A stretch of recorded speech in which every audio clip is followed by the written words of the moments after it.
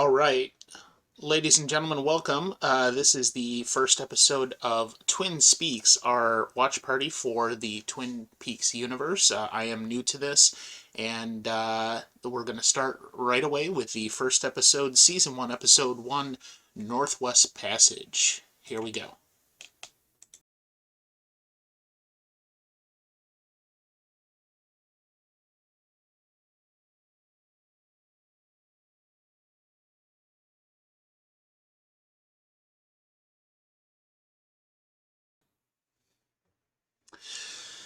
Well, I'm hooked.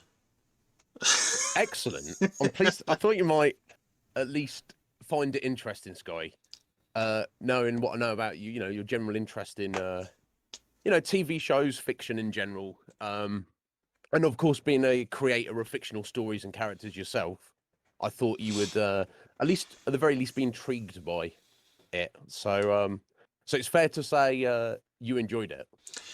Yeah, I mean, overall, there was a couple of spots where I'm like, okay, this feels very much like a soap opera, Mm. American Uh, daytime television type soap opera. There, yes. there was Uh, especially from like James's character and maybe a few of the others here and there, a bit of overacting that almost felt like they mm, purposefully put that in to mm, get a specific feeling, and then that wasn't helped at all by the background music, which mm. was always so very emotional and Yeah, absolutely. I believe that was done on purpose. okay. I guess as you mentioned it, we can I'll compose this question to you straight away.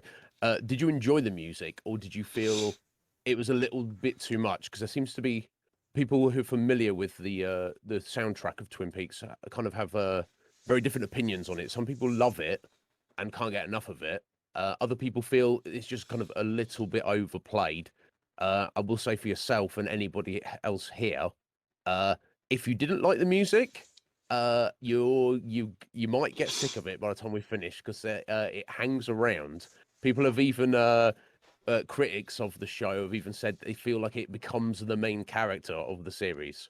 So even if you didn't enjoy that, maybe bear with it and you might enjoy the rest of the show. But if it's not to your taste, that may become an irritant for people. Yeah, from my perspective, I mean, it didn't seem like the music was bad in any way Mm, or even overwhelming. It's just kind of like this. To me, it's very background. There's mm, nothing that takes the music and really brings it to the forefront of your attention. Yeah, I almost the entire episode I was pretty much riveted to what was actually happening on screen. The way the people were moving and reacting and looking at each other and mm. all of that, and the music just seemed to kind of highlight it. So I don't think it's ever going to become annoying to me in that regard. I wouldn't also classify it as the greatest music for Mm. that sort of thing because it seemed like in making it the way he did David Lynch that he wanted it to have this certain feel which Faye says, or was it Faye? No, Yeah, somebody. Faye's not a fan of it, but she's going Oh, to put up with it. yeah.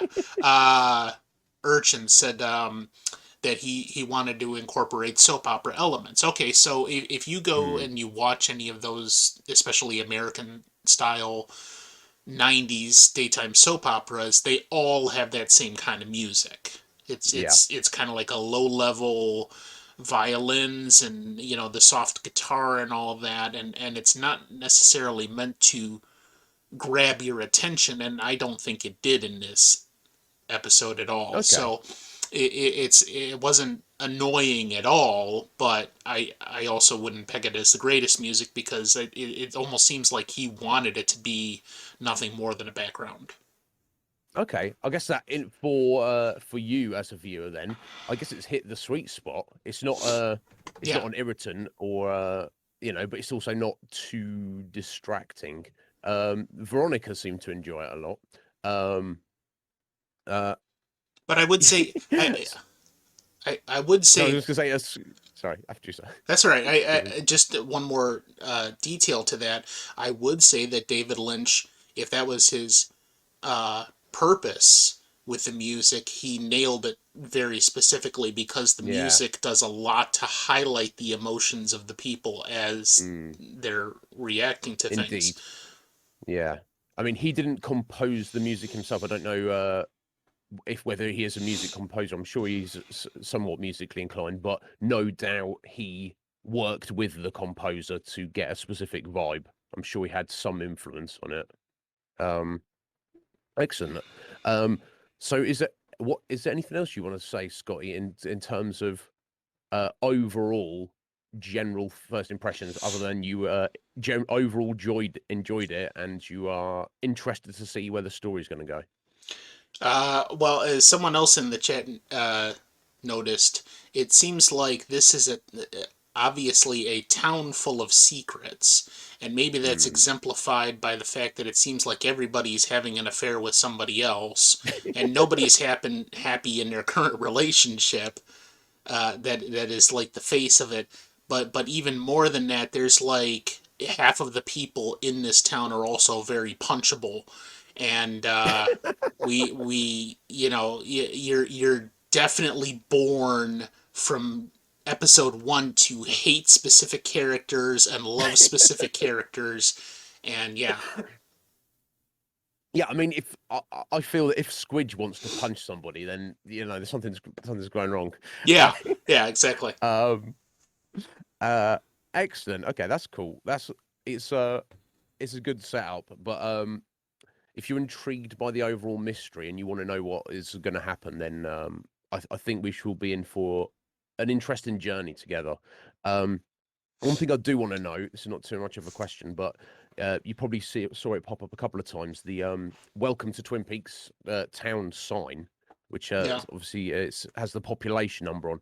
I mean, how often that gets updated, who knows? But the number's 51,201, presumably 200 now with Laura's death, if it was up to date. But I think I remember hearing or reading something that um, Frost and Lynch felt that it should be a lower number than that. What number we don't know, but the studio insisted that they have a higher number of 51,000 because they felt that the audience would be less invested if the town was perceived to be too small. Um, Hmm. I guess for the intents and purposes of telling the story, it doesn't make too much difference as long as you just grasp the fact that it's a small town in the mountains in the middle of nowhere, essentially on the Canadian border. Um, what number they felt would be appropriate, I don't know, but I just thought that was a an interesting observation. What impressions do you get of the sheriff's department? We've obviously got the sheriff Harry Truman. We didn't see too much of Deputy Hawk. He just only had a few lines here and there. We saw a fair amount of Wait, is it? Deputy Andy. Oh, so there's actually two deputies, Hawk, Yeah, Hawk's and then the Andy's the guy Native that. Native American guy, and then Okay. we've got Andy, who is the guy who was crying Crying, at yeah. both crime scenes. Um, and then, of course, we've got the receptionist, Lucy. Hmm. Um, I guess the thing. Well, I'd be happy to hear your thoughts on any of those characters. Although specifically, what do you feel about Andy and his the fact that he's getting emotional on the job? Well, Do you feel it's unprofessional? Do you feel it's forgivable? Do you feel it's understandable? yeah. So What's your thoughts about Andy? yeah. So let's actually let me get these other guys out of the way because Andy is a sticking point with me. So Okay. the sheriff seems like the straight man on the entire storyline. He is the most level-headed. He is the most capable to. I mean, even compared with Mr. Cooper, the the ability to actually look at a situation and have the most level-headed approach to discerning what is actually happening Mm. there. That's the sheriff. Hawk, I didn't really even notice. And Lucy, Lucy is very sweet and very caring, but she also came off as very intelligent as well, very capable of her job and being able to handle all of that without succumbing to the emotion like Andy does. Now, Andy, on the other hand, seems to be in the wrong profession. Like I thought to myself, okay, he's a cop in a small town. 50,000 or 500 doesn't matter. If you're in a small town where everybody pretty much knows each other and you're kind of involved in everybody's business and you get closer to one another than you would in like a bigger city. Um, he probably never had to, or very, very less often has to deal with things like that. So there's not going to be a lot of murders in the woods in Mm. outside of Seattle. There's not going to be a lot of these big things that the city police officers are going to have to deal with more. So I could see from one perspective where that response might be justified if he doesn't have to run it, and he tried to become a police officer because he wanted to do good and he just hasn't in his career had to deal with a lot of that. But on the other hand, it's like, well, what did you expect? There was never going to be any crime of this sort in your district. He wasn't emotionally prepared for Mm. this, and that was even highlighted by the fact that on the first crime scene at the beginning, he did that, and I think it was the sheriff that said to him, "Are you going to do this again?" Okay, Mm. so that means it happened before. He faced this Yeah. before and he did the same thing. So Andy is either definitely in the wrong profession or he's just so unable to control his emotions that, he's going to do that every time. Mm. So, Bless him. I think he's yeah. trying his best, but I think you're right. When it comes back to the whole small town thing, like, yeah, it's maybe just easier to fall into a certain role, whether you're necessarily the appropriate person for it. Right. Um, I guess we'll take a bit. Yeah, let's give me your thoughts on FBI Special Agent Dale Cooper. Very eccentric. And Mm. he came off to me almost immediately like he's got ADD and is easily Mm. distracted. Oh, look, a squirrel. He's talking about the trees and he's talking about the donuts and yeah, I did have to laugh at that one line. They're sitting in the car. And, oh, looks like we lost him, Sheriff. Give me a donut. Um, so I like the way his character is written, but and it also seems like he is also very capable of seeing the fine details Mm. where they are needed to be seen. Like he immediately saw in the interrogation that Bobby didn't do it, and he sent that message to the sheriff. Um, but it seems to me like his idiosyncrasies are going to cause problems at some point with the Mm. investigation. He's going to get wrapped up and think something is this, but it's not really that. So Mm. far, though, that doesn't seem to be a problem. He's on point in seeing what he Yeah, needs to see. But interesting. Yeah, I don't I know. I guess it's not too much of a spoiler. In some ways, he could be considered the main character. Um, Yeah. so yeah, we're definitely going to be seeing more of Agent Cooper as we go forward. Well, Okay, and we'll take a bit of a. Oh, sorry, go ahead. yeah, before you move on from him, I also want to say that I came into this thinking that just even with the bare circumstances of an FBI and agent investigating a murder, that it would have some relevance or commonality with X Files, which I'm a big Mm. fan of. And I see some of that, but there's also other elements of this that are completely different. Mm. And then a lot of that is, I think, because of Cooper's character. Yeah, yeah, excellent. Well, keep an eye out for more of that as we go forward. Um, okay, let's have a brief look at some of the other characters that we've met so far. Let's jump over to the Packard and Martell family grouping, which of course is Josie Packard, who is the widow of sorry, his name Andrew Packard, who was the owner of the mill, who died a year ago in a boating accident apparently, and she's the sole beneficiary of his estate. Yeah, I would Um, question it being an accident. Mm. Okay, well, we shall see. It ruled an accident at least. Yes. And then of course we've got Andrew's sister, Catherine, um, and her husband Pete. Of course, Pete was the gentleman who first discovered Laura's body. Up essentially, that was not too far from their house. Right. Uh, what are your impressions of those three characters and their situation? Um, Josie, or Jocelyn, I think. Her Mm, she seems no Josie, yeah. She seems pretty straightforward. Clearly, there's other things at play with secrets that she's keeping, and one of them was yeah. revealed at the end that she's involved with the sheriff, so that was a compromising point for him, and the only one that it seems so far is that he is Mm, maybe beholding to her, and he has a vested interest in doing what she wants him to do.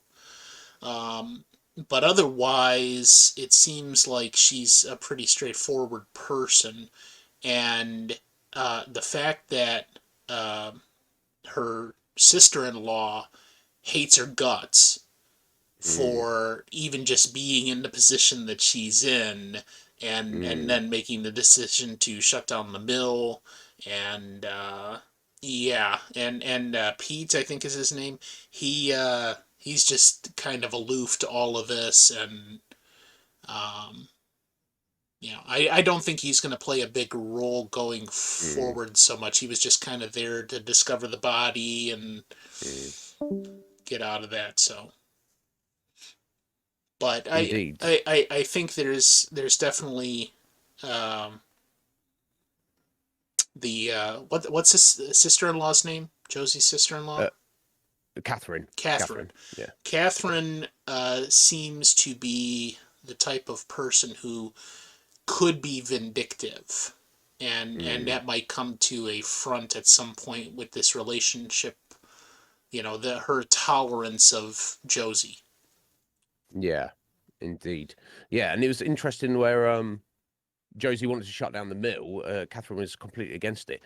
They didn't specifically say, but I got it gave me the impression, at least as a viewer, that Josie just wanted to shut it down for one day, Yeah, just as a mark of respect to the death of Laura, and also one of their employees is the father of Ronette.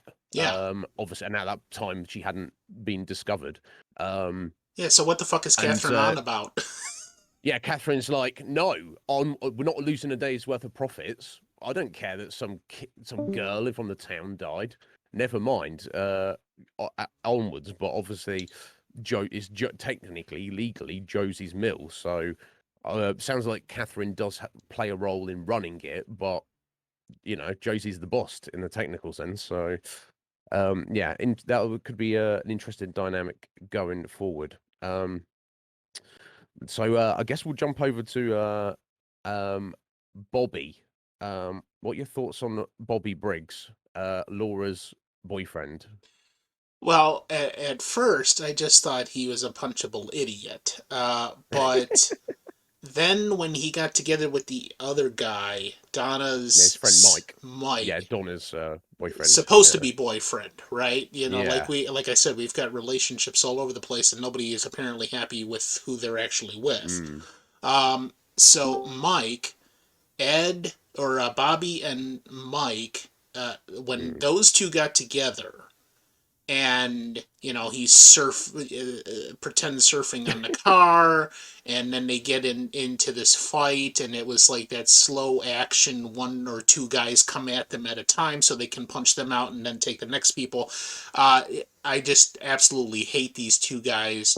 And then finally, the jail scene when they started Mm. barking at James like, I don't know, they're dogs. They're literal Yeah. animals. Yeah. They have debased themselves into this position where they act like animals. They're no longer human, and then they treat others like that. Like, Mike going up there and shaking his supposed girlfriend, and Right. That was a pretty full on. right on the Yeah. verge of beating the shit out of her. And no, they're Mm. just absolute. They're probably those two are probably the worst characters in the entire show.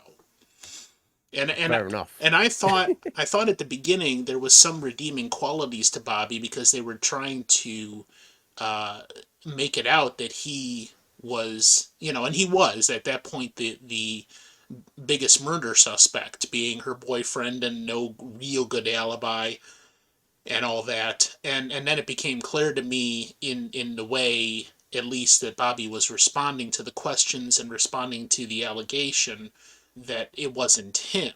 But that doesn't Mm. negate the fact that he's the biggest douchebag in the whole show. You know. So, you know, Absolutely. there's definitely going to be something else there where one of those two or both are not going to be doing what they're supposed to be doing because they're human filth, and they're going something bad is going to happen either Mm. to them or someone else that is related to them. Indeed. So keeping them in mind, but moving on to mentioning the next character, James Urchins is a big fan of him. Yeah. James was well, Bobby was Laura's official boyfriend. It seems that James was Laura's unofficial secret boyfriend. Right. Um, do you think that the antagonism towards James from Bobby is solely because he was aware of that, or is just suspected it, or do you think there may be something more going on there? Um, it's hard to tell at this stage. Bobby, in that regard, seems pretty straightforward to me. Mm, He in that douchebag capacity, he's supposed to be Laura's boyfriend, and she gets tired of his bullshit and goes to James, who is much more of a sweet, compassionate, kind man, and that's mm, shown in the scene when he's with Donna, how he has reacted to this whole situation, and now he's sharing an emotional that turned into a romantic moment with Donna, but like mm, all of his feelings that James is portraying is the exact opposite of Bobby. So yeah. Laura seemed to be, recognizing Bobby for what he was, which, I mean, at the very least is a womanizer, Mm, and she says, "No, I don't really want this," and she goes behind his back to be with James.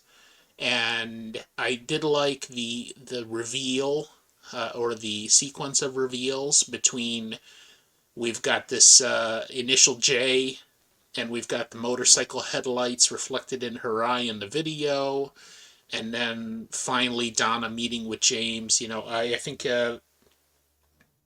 Joey taking mm, Donna to James, and you think all along that Bobby is just trying to reconcile what's going on by not only finding Donna, but, going to see what people know.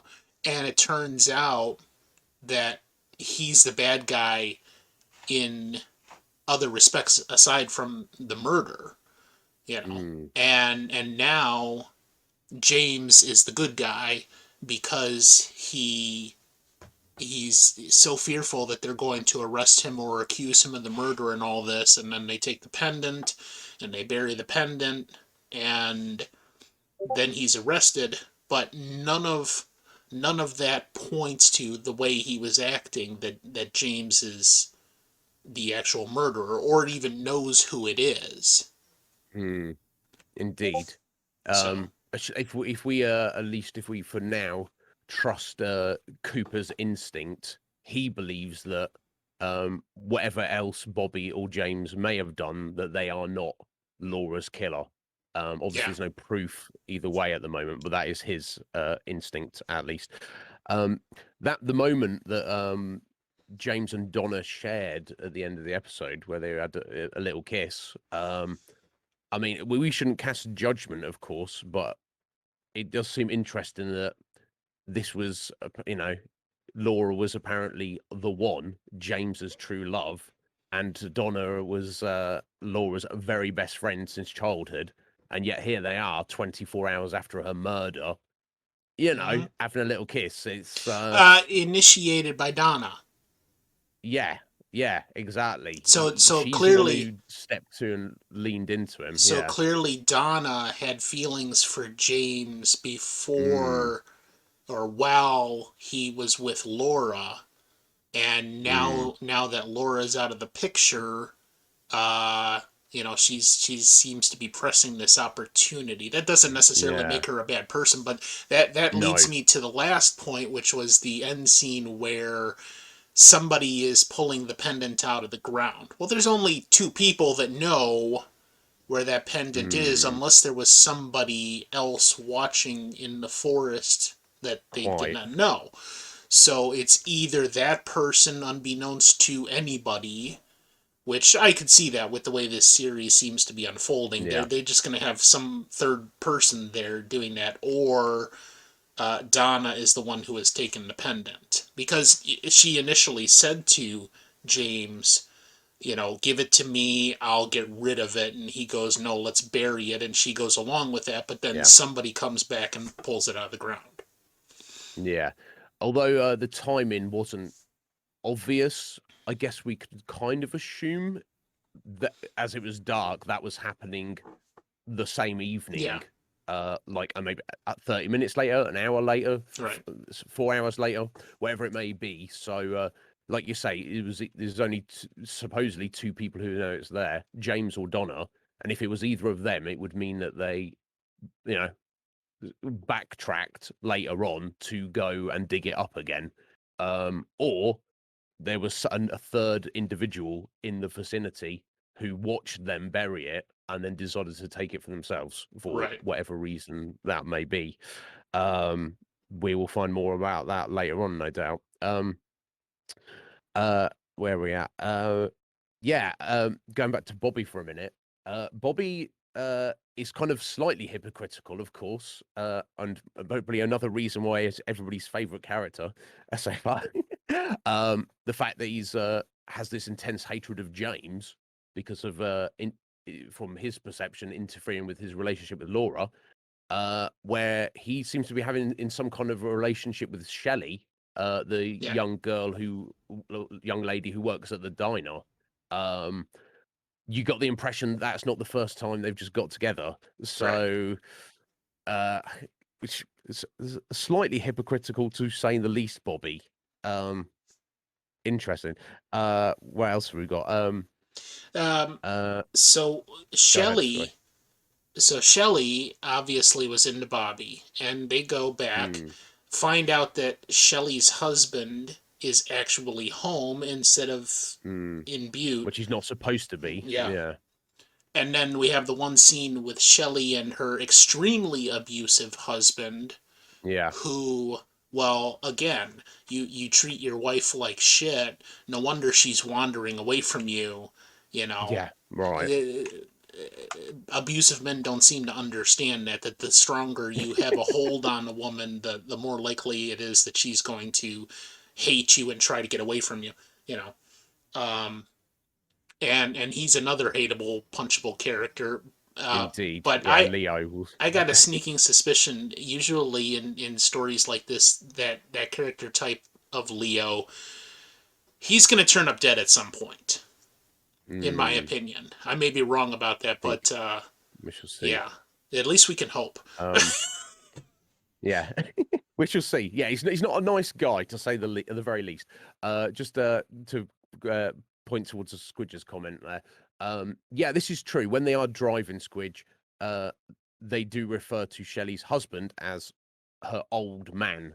I don't Yeah, know if that's like a bit of more antiquated term for like your husband or your No, boyfriend. They will say, "Oh, you're old man." no, that Um, still happens a lot, and usually it's small town folks or rednecks here in America. They right. refer Okay. to their significant other as old man, and I thought actually at first as well that she was referring to her father, but Mm, no, yeah, I get that now. yeah. Yeah. It wasn't obvious though, Squidge, but now we know. Um, who else to touch on? Yes, sometimes Um, squidge. Sometimes they yeah, do. old one. Yeah. Yeah, I mean, yeah, urchins. Let's jump over to the Horn family. We did get to see briefly Mrs. Horn and Johnny, Oh God. their son, but of course we've the main Horn characters at the minute seem to be Benjamin Horn. He is the wealthiest man in Twin Peaks. He is the owner of the Great Northern Hotel. Mhm. He was trying to broker some kind of in land investment deal with the Norwegian delegation, um, and you know, he also seems to have some kind of connection with Catherine Martell, as we saw at the very end of the episode. It seemed like Catherine was reporting to Ben that Sheriff Truman had come up to see Josie. Mhm. Um, we know that in the very first scene we see him, he has designs on taking, buying the mill at the next opportunity. And of course, we saw his daughter Audrey, who I feel, apart from her urchins, I think most people felt she was a bit of a bitch. Um, so yeah, tell me anything you feel or think about Benjamin or Audrey Horn at No, all, Scotty. Audrey isn't a bitch. No, not at all. She's Okay. psychotic. Yeah, She psychotic. she is just straight up plumb crazy. Like not only Mm, does she delight in ruining her father's business just for fun, like clearly she was yeah, the coffee cup scene, and then she's like, I'm gonna go in that room, and the secretary's like, please don't do it, and she mm, goes in there and puts on a show for her own edification mm, to ruin this investment meeting. And that's exactly what she intended to do, and that's what she did.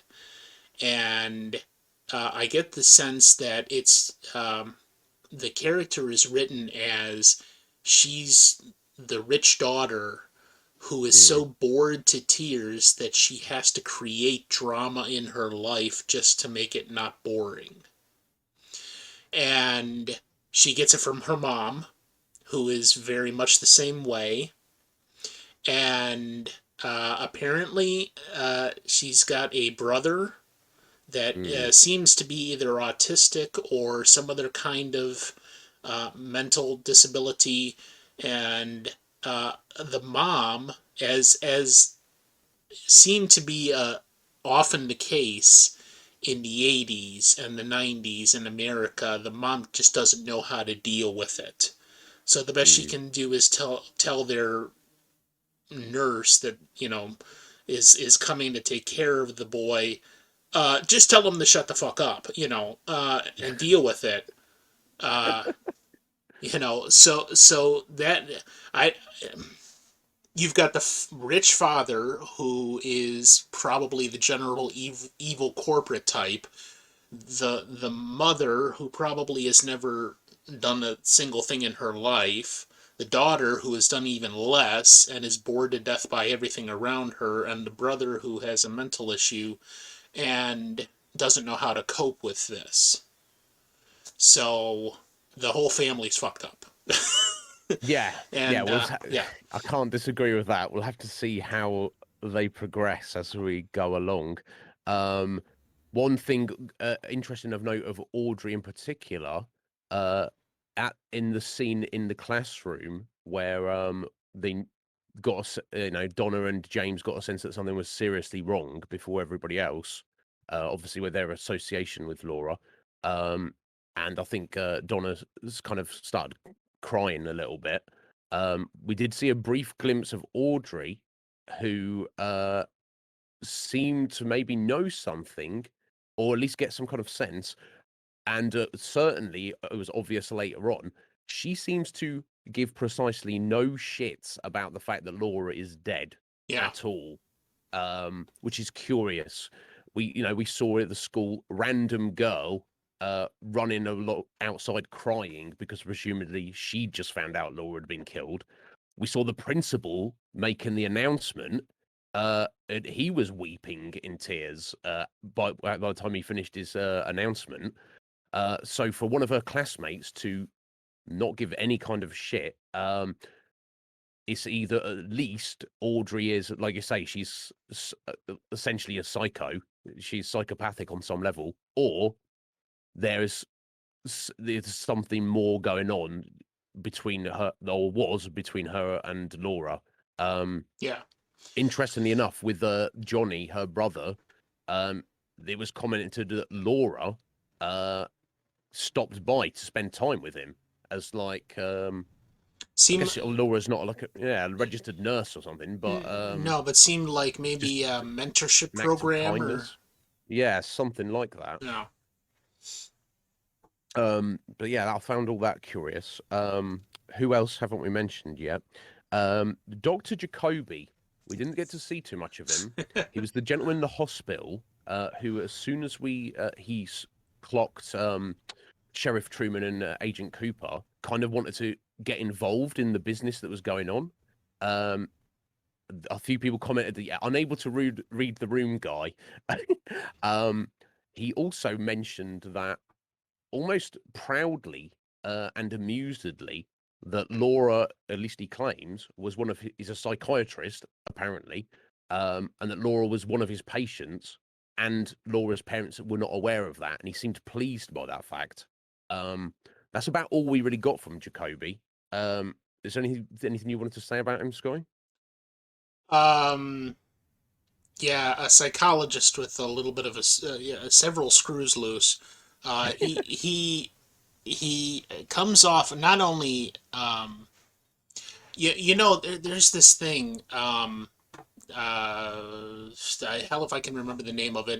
It's now been probably decided that it's in the spectrum of autism is people who laugh because they don't know how to Mm, react, and it seems like he doesn't know how to react in a lot of different social situations. Like he came into this, he literally ran down the stairs to go to the level that Cooper and the sheriff were going to, just to say, "Hey, I'm Laura's therapist, and can I help you with anything with the body?"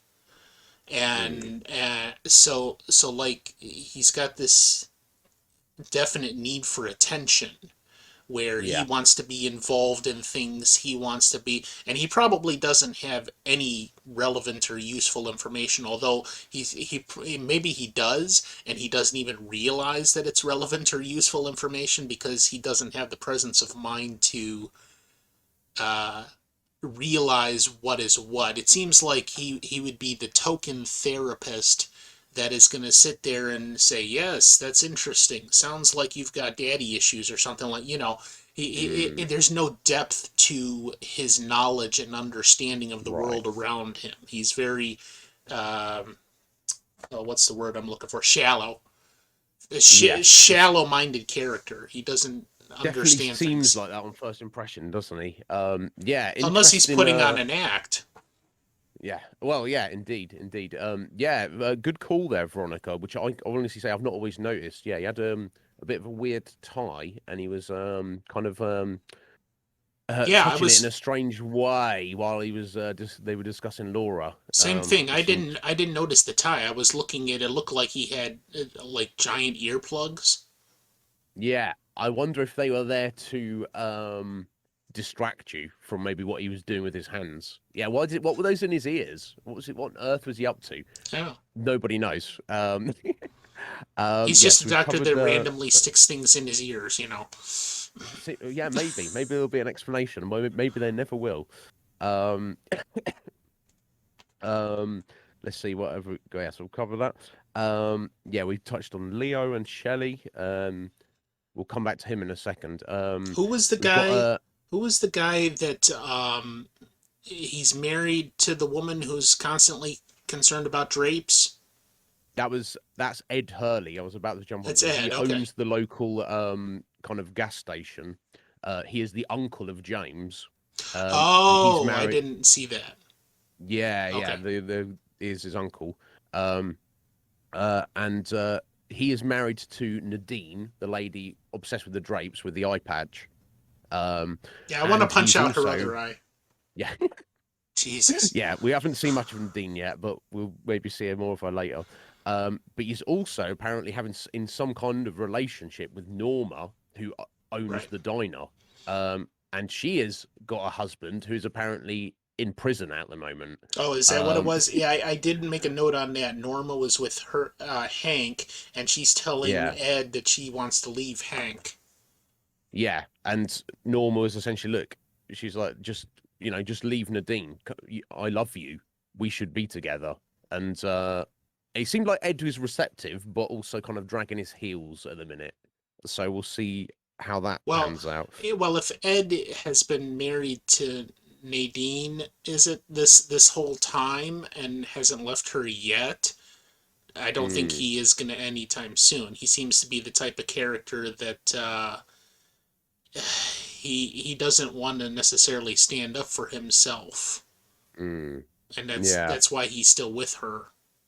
Yeah, I mean, I can Even say for this, for such a tough guy, big guy, Ed, he didn't last too long in the bar fight against no, against Bobby and Mike. He was laid out on the floor pretty quickly. But I mean, I'm not. We shouldn't judge. um, so I feel that's covered out the cursory like first look at each of the characters, which mm, obviously as we progress as the weeks go, we won't need to do this again because right. we've seen most of the obviously a few new characters may get added in here and there as we go along, but the ones we've seen today, we don't need to do the first impressions again. um we already talked about at the very end of the episode the gold chain. Somebody has taken that. um but yeah, just going into the mystery side of things a little bit. But and of course, if you have any major suspicions about anything, Scotty, do obviously that would be terrible if you said, I suspect it is so and so, and you hit the nail on the head. Yeah. Write it on an envelope or something, and we'll open it at a later date. But yeah, in terms of actual what happened, Laura's mother, Sarah, said she saw Laura at 9 o'clock go to bed. Mm, Um, uh, Bobby says he was with her and drove her home at 9:30. So maybe one of them has their timing slightly off there. But that is according to Bobby. Um, James says he was with her during the night and she seemed to be having some kind of mental breakdown of some kind. Uh, she apparently screamed she loved him. Um, During this, according to James, she also told James that Bobby had told her that he was a murderer and had killed somebody. I don't know how that relates to anything, or even if that's true. Um, Laura had the in her diary, she had a key to a lockbox, which apparently uh she'd been renting for approximately 6 months. In the lockbox, she had $10,000 wad of cash, which is kind of a lot of money for a 17-year-old high school student to have, it, particularly in a yeah, in random. 1990. Yeah, yeah. I mean, although the TV show was released in 1990, I think in terms of the narrative, this is the end of February 1989. So, especially, this is it happening in the 80s of all decades. Yeah. Uh, and she had some kind of pornographic magazine, but it seemed to have a section in it where kind of like to contact people, to hook up with people, of which they noticed and was circled by somebody, an ad from Ronette Pulaski. Mm, Um, what they didn't pick up on, but it was hinted at to the audience, was there was also a picture of Leo Johnson's pickup truck, big truck trailer, in trailer truck in that as well. Um, Obviously, nobody apart from the audience know about that at the moment. I and of course, from Cooper's point of view, he feels that there was I I don't think that he mentioned what town it was or how far away it was, but in the relatively local area within the state, there was a girl called Teresa Banks who who was murdered about a year ago, and he feels that whoever killed her is also the same person that killed Laura Palmer. Um, and that's presumably why I went looking for the piece of paper and under their fingernails and found the letter R. That presumably someone specifically placed that there. Right. Um, of course, at the actual presumably murder scene, aside from it being a bloody mess, you can only imagine what actually happened there, and who was involved. We have the mound of earth with the half of the gold heart locket necklace, with of course the piece of paper with the words "Fire Walk with Me," obviously placed very deliberately by somebody. Um, uh, it seems that Ronette was involved, but she was strangely enough she wasn't killed. And it seems like she at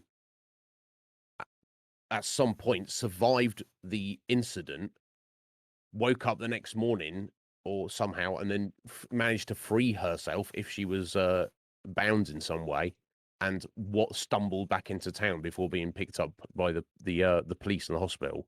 I think that's kind of covered all of the specifics that we know at the moment. So I don't know if there's anything you observations or anything you want to say about any of all that, Scory. Okay, so first of all, Ronette, that's the daughter of Janik or Yannick Mm, Pulaski that works at the mill, and that's why they shut the mill down that day. mm, His daughter was missing. Now, the first thing that I would question and see, I don't understand if this is intended this way or if it was an oversight, or I don't think so, that it was an mm. oversight with the way this seems to be the details that are laid in, or one of two things, and that is Ronette a high school student who is also a friend or at least a co student with Laura, who somehow in her underage capacity was posting this wanted ad for sex in the back of this magazine, or is she actually out of school and is just a daughter, like that? Yeah, it was. She's an I think it adult. was briefly mentioned that, in fact, I think they mentioned when about her going missing that I think it was mentioned that she also didn't turn up for school. Okay. So I believe she is a school student, presumably of the same age of Laura. But from as far as Sheriff Truman could ascertain, they were at least believed to have no interaction with each other, apart Okay. from the fact that Laura had in her possession a magazine circled the ad of Ronette. Right. They'd never been seen. They weren't known to be friends. They weren't known to be acquaintances. They'd never been seen speaking or hanging out together.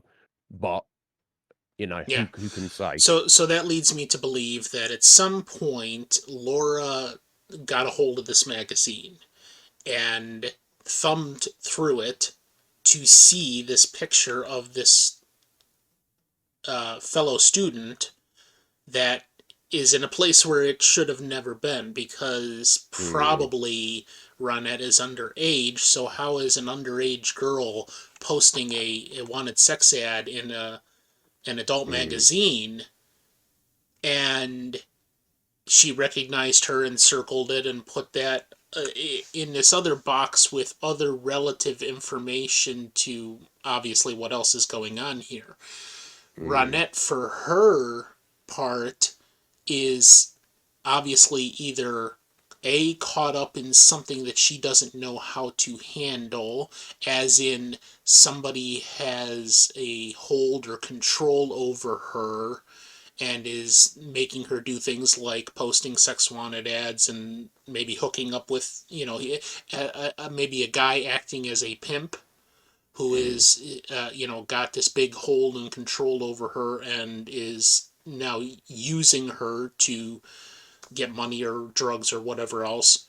Or Laura, or I just forgot her name. Ronette? Ronette. Ronette is doing this full well knowing.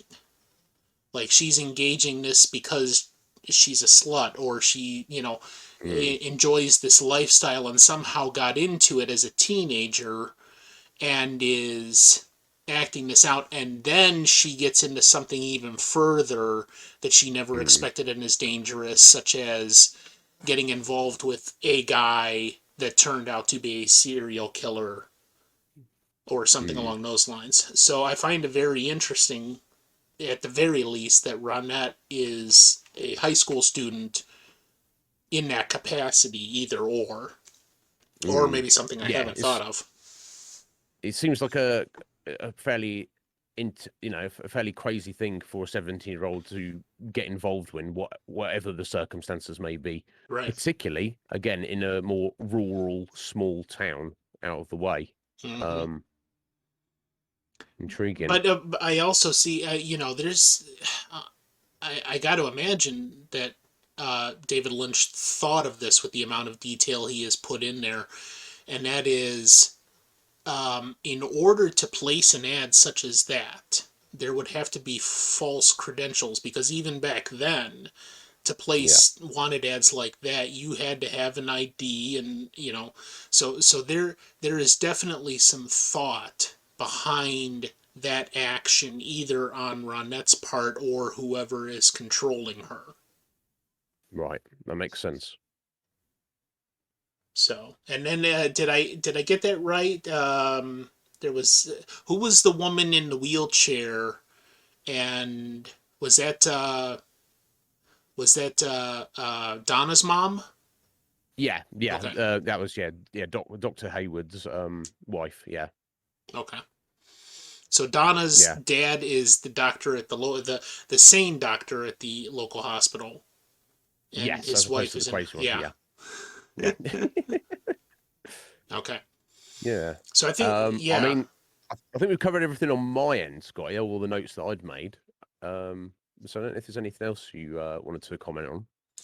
Only that Bobby at the beginning seemed like the main suspect until what he started saying in the Yeah. interrogation and in reaction. That when before they make the announcement, him sitting at the table and them and saying to them, "Why are you asking me these questions? Do you think I killed Laura?" That Yeah. That's not something the murderer would I say. Yeah. immediately thought from that response that he didn't do it, and then after all was said and done, I'm now coming back around to thinking Bobby is more of a suspect, Mm. simply because of how this whole thing got hashed out, where he becomes the bad guy and James becomes the good guy, at least Mm. in my mind. So I could potentially see a scenario in which Bobby is batshit crazy and he potentially committed the murder that was elsewhere in the state previously, and that maybe is the murder that he told James, or no, he told Laura about, and Laura told Mm. James. Apparently, yeah. Could be. And now he is just putting on this grand act Mm. that could be covered by his craziness. It's hard to say. But Mm. also, the more important part of that to me is Laura, just like Donna, just like Ronette, being involved in much more than they ever should have been or could have been.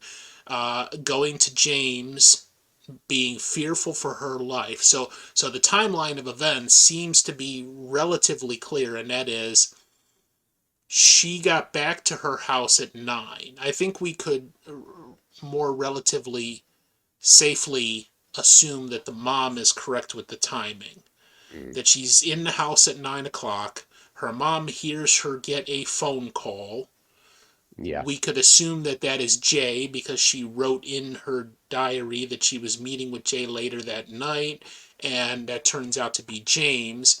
So she's not with Bobby, No. and she's in fact out with James, but something happened at that point before she met up with James that is terrifying her. And she's trying Mm, to tell James about this. And maybe it's related to Bobby, and, he supposedly murdered somebody, or maybe it's related to other people that have not been revealed yet, and she's involved with these people in a way that is damaging to her and she doesn't know what to do, and she's with James a good portion of the night, and then she leaves him and he lets her go, and then she turns up dead the next morning. mm. So That James, James does and seem to be the version of events, yeah. The James, in timeline. my opinion, doesn't really know much beyond that. Mm, From the point that she left him and he just decided to let her go.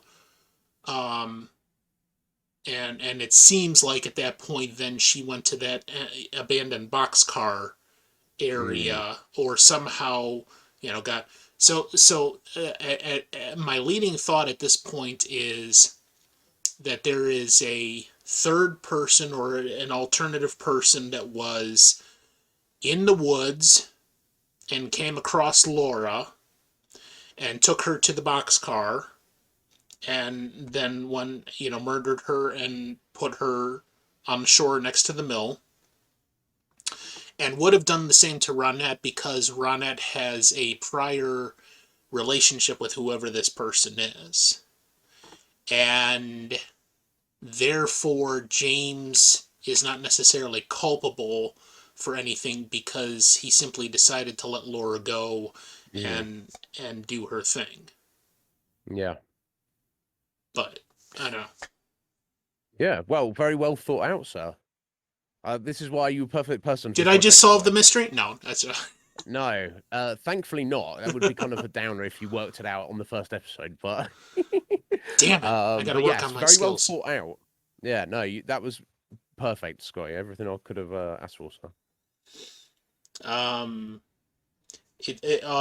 one other quick thought. It seems to me like now that James has been arrested and Cooper is of the mind, at least at the moment, that James is the main suspect because he was the person taking the video of Laura and Donna. Mm, He's definitely going to. I mean, they don't necessarily have the pendant as evidence that they would probably normally use to mm, convict him of that crime, at least not yet. But James is definitely going to have a hard time defending himself against the allegations that I'm mm. assuming are coming up in the next episode. Indeed, indeed. Um, So, I'm glad you're intrigued. I am. I was very hyped for this, and yeah, I enjoyed it greatly watching it again after all so, this time. so And hyped you were up at like 2 a.m. this morning. it was 9. I just woke up at 9 for some reason. I was like, oh, that's why. I'm excited. Kid at Christmas. This is far more Yeah. exciting for me than Christmas. But yeah, if that's everything, Scotty. Thank you all for joining us, Mhm. everybody. It's a pleasure to have you all here. I thoroughly enjoyed myself. And I assume you don't have anything on the horizon, Scotty, for this time each Saturday. Yeah, We no, we that's why I selected this. That it's gonna perfect. should be working because I mean if we're doing approximately 2 episodes a week, I think I Mm, saw there are 8 episodes in the first season, and then I think 18 and 2 and 18 and 3. mm, So if I do my math correctly, that's 5, 9 is 14, and 9 is 23 plus 2 for the movie, so 25 weeks. So we could get this done in Okay, 6 months. perfect. I'm all in if you are, sir. Perfect. Yeah. So there you go, guys. We shouldn't be doing any breaks every Saturday, same time. Hope to have you here.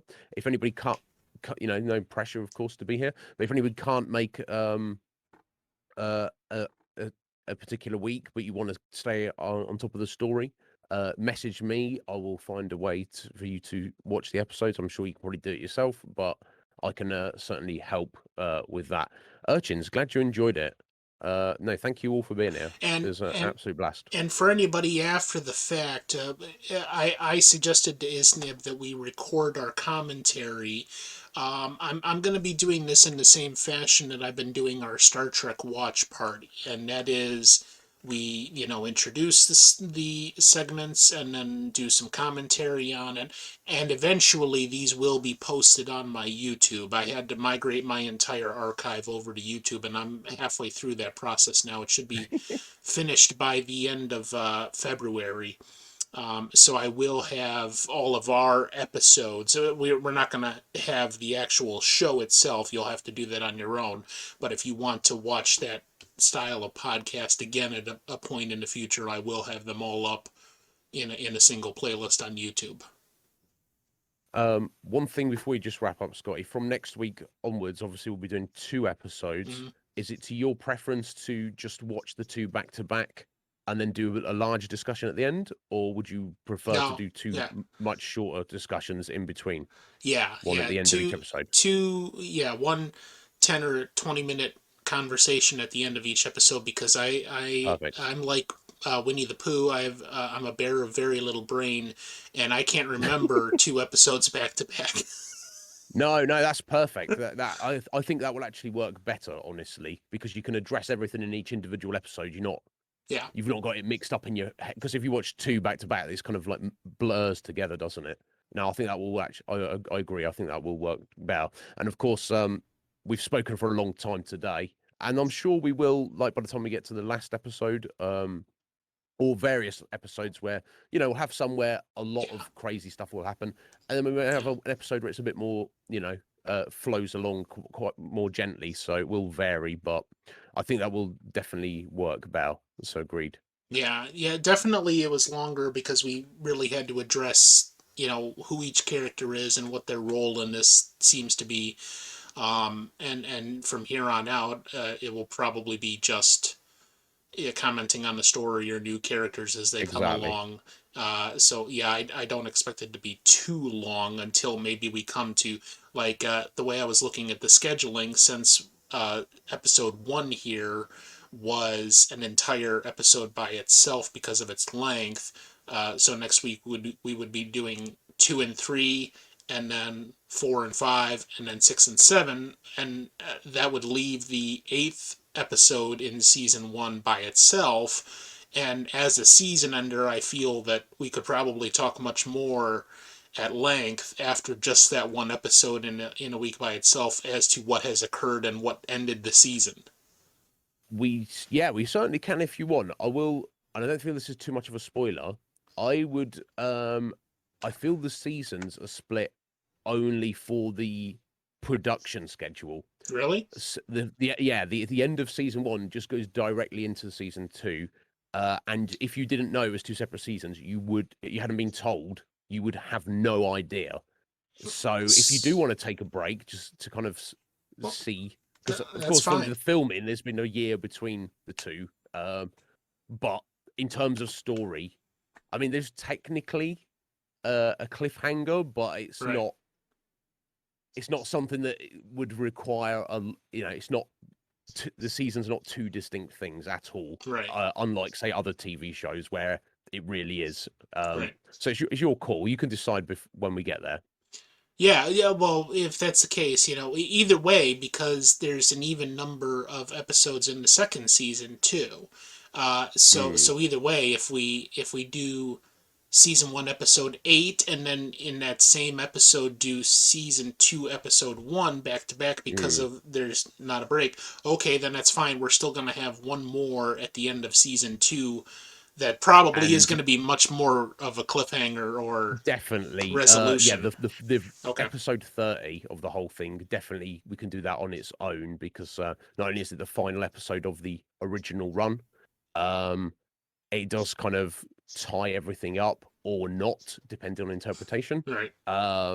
And there'll be a lot to say about that episode in particular, but then of course we can have a full discussion about the original 30 episode run as a whole before Yeah. we move on to the The movie movie. and the later season.